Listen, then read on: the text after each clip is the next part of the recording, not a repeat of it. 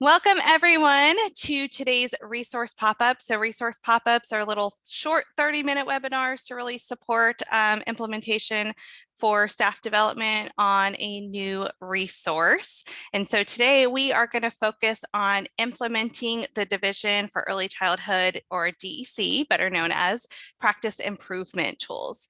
So my name is Lisa Terry. I am an early intervention professional development consultant with our Virginia Early Intervention Professional Development team. I also have Dana Childress. She's going to be providing some background support. Dana, if you want to say hi real quick. Hi, everybody. So she will put links in as we talk about them. So feel free to make sure that you're checking the chat and you can see those. Another role that I have, I also serve as an RP ambassador.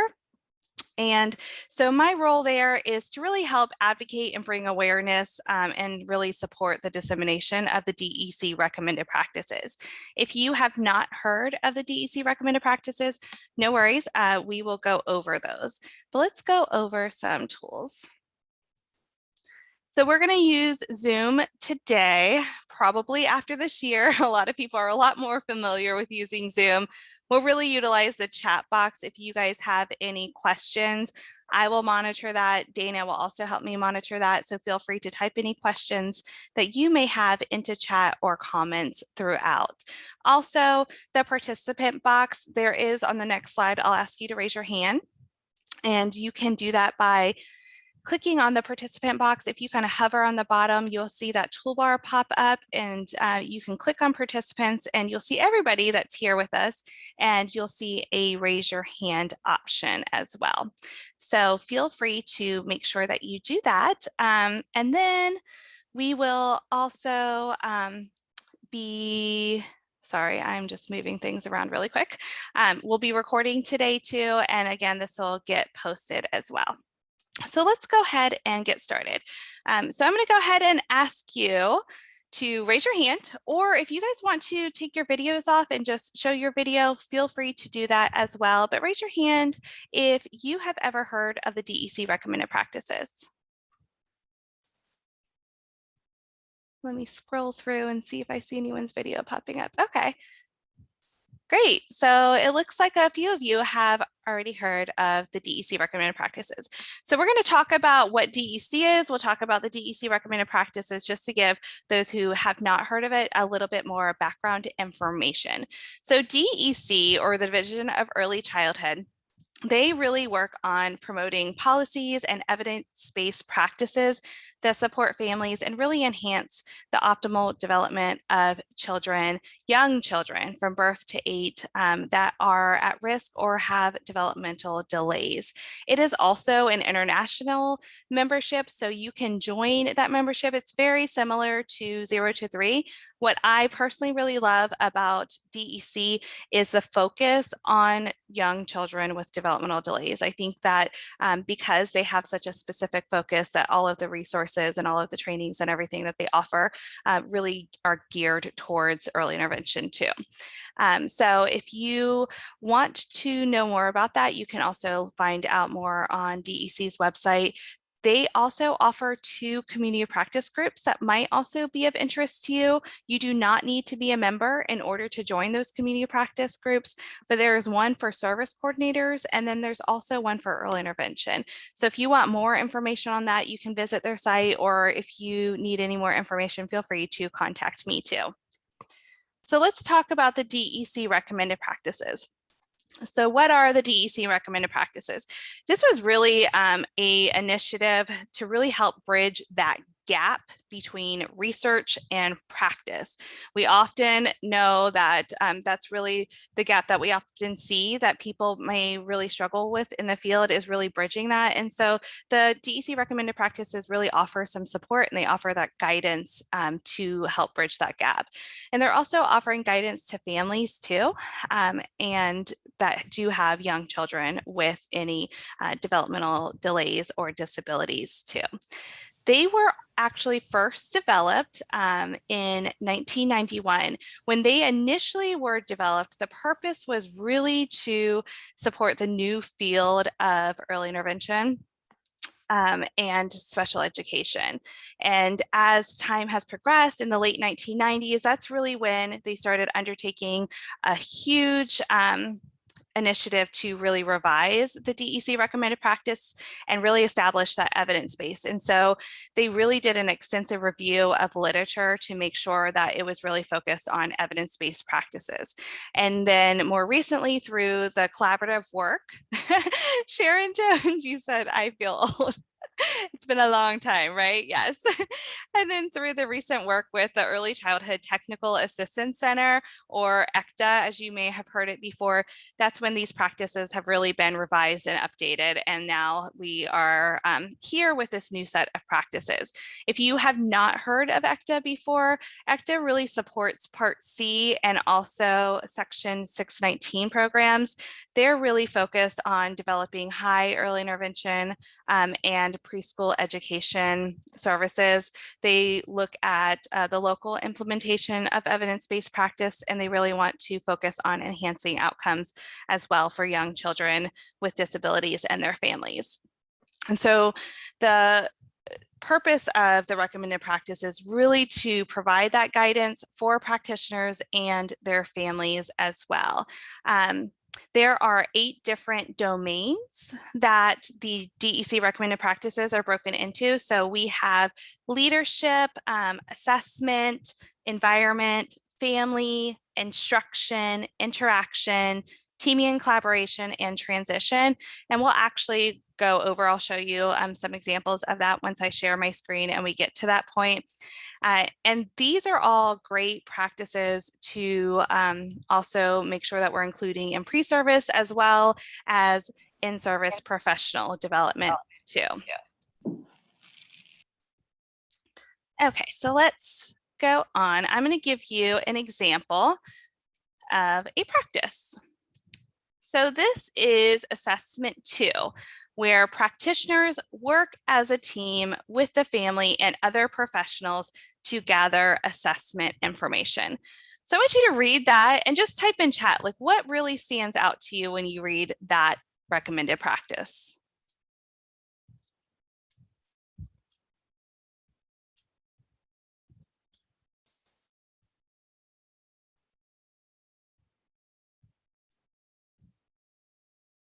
Yes, Sharon, working as a team. And I really like how it mentions working as a team with the family too. Yes, Shannon, working together, because we do want to make sure that we are engaging families as partners throughout the assessment process and not just certain pieces of the assessment process, right? We really want it throughout the entire process. Yeah, Karen, teamwork, get a good picture of the child. Yes, Melissa says she's always working with the family as part of the team, and I love that. And that's really why we have this recommended practice that really reiterates that it's really essential that we do that. Yeah, Sherry, more eyes on the child and families. Yes, so we are not only working with the family, we're also working with other professionals. And so we're all bringing our own unique perspectives to assessment. So I'm gonna give you an example as we move through the practice improvement tools. We're gonna focus on this specific assessment recommended practice, but I'm gonna show you there's 3 different resources that are available from the practice improvement tools. And these tools were really created to help practitioners implement evidence-based practice. So the performance checklist that you see over here, what's really nice about these checklists, they're kind of like self-assessment checklists for practitioners where they can really reflect on their own strengths, they can reflect on their challenges, maybe something that they want to do differently. What I also really like about the self-assessment or the performance checklist is that if you give this out as a group and then you have discussion around it, you might identify certain themes that are really individualized to your locality as well. Thank you for Dana for sharing that. Oh yes, Johanna also shared that the family shares the information once and the whole team listens. Yes, I love that. Yes. So we're not sharing it multiple times again.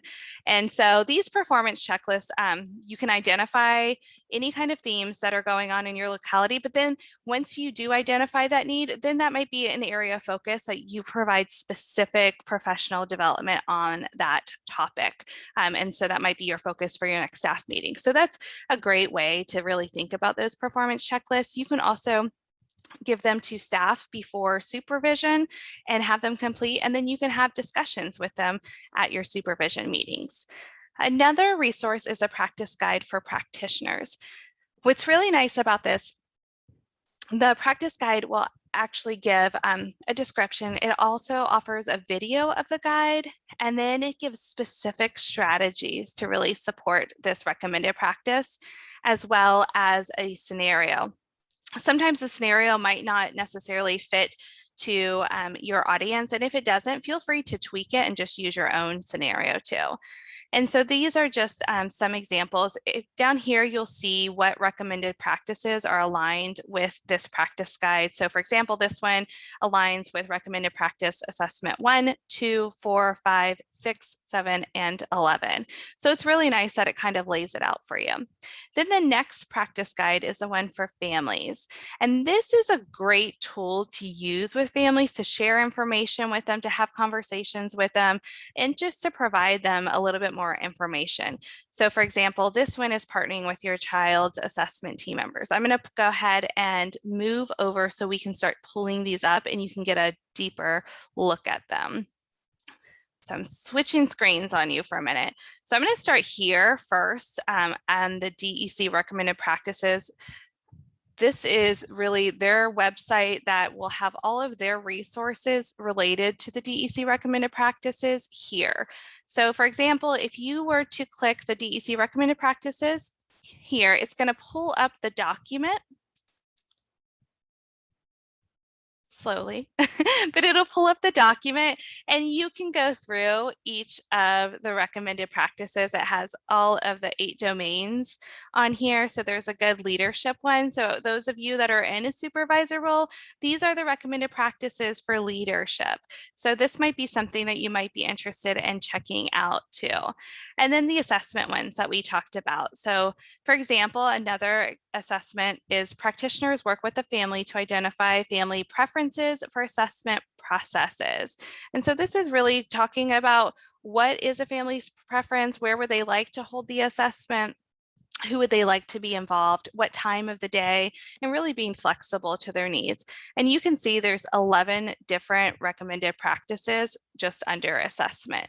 Some of the other ones, like environments, here you'll see there are 6 environment recommended practices. So an example for that is that practitioners provide services and supports in natural and inclusive environments during daily routines and activities to promote the child's access to and participation in learning experiences. And then you can keep going through, and there's family ones, there's also instruction, interaction, teaming and collaboration, and then finally there's transition recommended practices.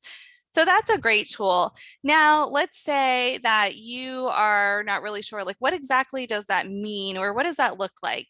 There's another tool here that's a DEC recommended practices with embedded examples.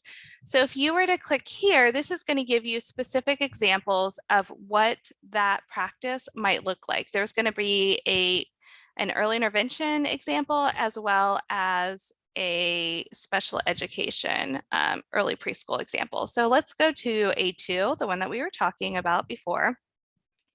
Just hold your eyes for a second.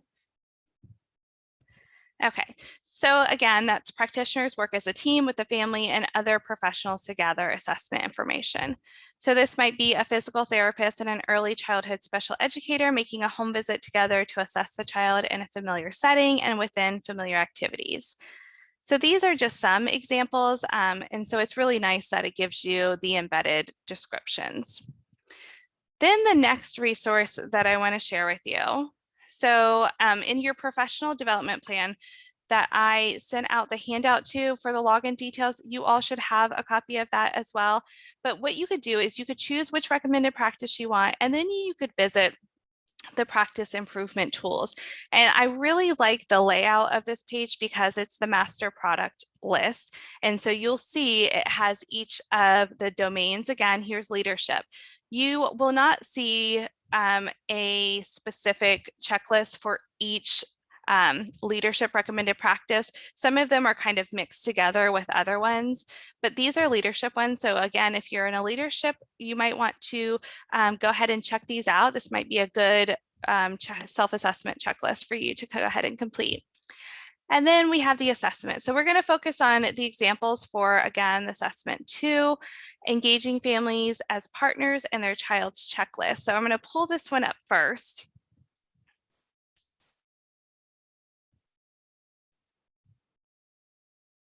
And let me make that a little bit bigger for you guys.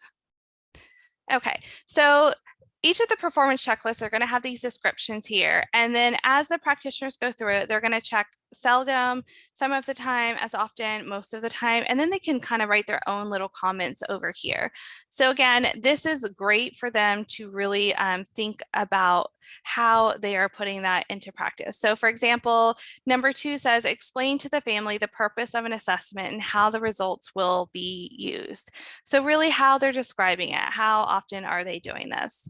So that's an example of the performance. So you could take one of the performance checklists and really work with your team. You can have them complete it individually or they can complete it together.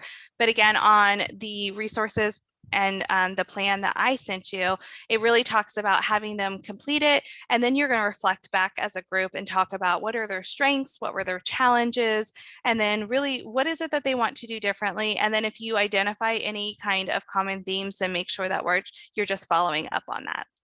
So that is that one. Let's go to the practice guide for practitioners. So this is engaging families as assessment partners. And as you can see, these handouts are also available in Spanish, which is nice too. So I'm going to pull this one up and let me make this a little bit bigger. Okay, so we have engaging families as assessment partners. So again, this is where you can see the video right here at the top. And then here are some strategies. And so one of the things that you might do with your group is really focus on each of the strategies and talk about them. Have each bullet really be a discussion point.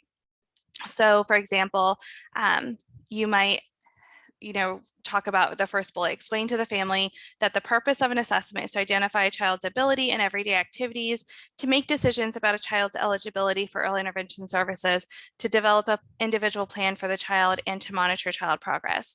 So then you can really reflect with your staff, okay, like how are we doing this? Like what does this look like? How are you describing this? And really share your own individualized strategies to this specific bullet too. Let's go to the next practice guide. So then the practice guide for families, this is one of my favorite practice guides for families because it really shares information with the families about assessment practices, what to expect from the assessment team. And really it talks, like, I just love the title. It's partnering with your child's assessment team. And that's so true, right? Because we want them to be a partner and engage with us. And so here it gives a description. It does offer a video of the guide too. And then here is just some little tips that the families can read about and really consider. So for example, before your child's assessment, ask questions to learn about the assessment process. What will team members be doing? How long will it take? What kinds of information will be gathered? How is it going to be gathered? Why is it important? What types of assessment tools will be used? How can I be involved? And this is a great question because it's really informing the family and it's really giving them a lot of information about it.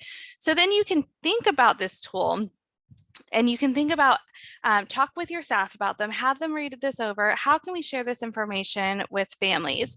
It could be, they could have ideas like, maybe we're going to mail this to the families at referral, or maybe we can discuss this information with families and give this as a handout at the intake. And so there's a lot of different ways, and you can really individualize it again to your locality, your specific locality. And then there's one other tool that I'm going to share with you all, if I can find where I put it. Oh, here it is. This is the Practice Improvement Tools RP Pop Quiz. And so these also align with the recommended practices, but it's nice because you can kind of go through it and you can watch a short video clip and then there's a question. So let me see if it'll pull up for the example. But so here is a father that's engaging with his child. And so they would watch the short video and then it would just kind of pop up a question. So that's another tool and another resource that you could use. And so again, this is the staff development resources and plan that all of you have. So it does give you a little bit more guidance on how you can implement some of those recommended practices. But again, if you have questions on how to do that, or if you want to like brainstorm with me about it, I am more than happy and more than willing to do that. So feel free to do it. We are coming up at the end, so I'm going to go ahead and open it up for questions. If you guys have any questions, please feel free to type that into the chat box. Thank you, Dana, for dropping my email. You can also visit our website. We have a lot of different resources on different topics as well. The resource pop-up will also be archived, so you can always access this or share this with another team member as well. And another resource is our social media pages. If you actually go to our website, you'll see links over here at the top right that you can just click on to follow our social media. We do have a LinkedIn account now. We also have an Instagram. So you can make sure that you check out those pages. And then also thanks, Dana, for going ahead and pasting the links in. So if you check the chat box, Dana has already posted the links to our social media pages as well. And she is going to post the survey. If you guys don't mind just taking a quick minute to complete that survey, giving us some feedback and helping us to generate ideas for future resource pop-ups, that would be fantastic. So I'm going to go ahead and stop recording. And if you guys have questions, feel free to ask.